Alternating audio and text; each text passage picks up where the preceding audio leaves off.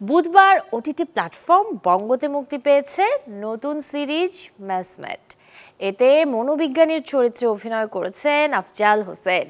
মুক্তির আগে মঙ্গলবার অনুষ্ঠিত হয়েছে এই সিরিজটির বিশেষ প্রদর্শনী, যেখানে শিল্পী, নির্মাতা, কলাকুশলীদের পাশাপাশি উপস্থিত ছিলেন শোবিজের অনেকেই।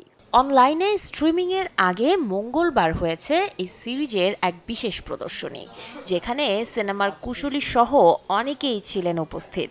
এতে মনোবিজ্ঞানীর চরিত্রে অভিনয় করেছেন আফজাল হোসেন, আর গোয়েন্দা কর্মকর্তার চরিত্রে অভিনয় করেছেন মুস্তাফিজ নূর ইমরান। আরও আছেন আবদুল্লাহ আল সেন্টু, জয়রাজ ও মাসুম বাশার। মনস্তাত্ত্বিক গল্পে তৈরি সিরিজ ম্যাচমেট স্পেশাল স্ক্রিনিংয়ে প্রশংসা কুড়িয়েছে বেশ।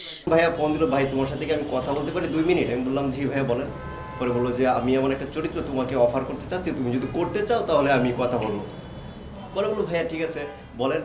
আমার সাথে যখন বললো যে চরিত্রটা খুবই কঠিন, কিন্তু কোনো সংলাপ থাকবে না, কোনো কিছু থাকবে না। আমি বলছি ভাই এটা আমি এই কথাটার জন্য আমি আরো আগে করব, কারণ আমি চ্যালেঞ্জ নিতে পছন্দ করি।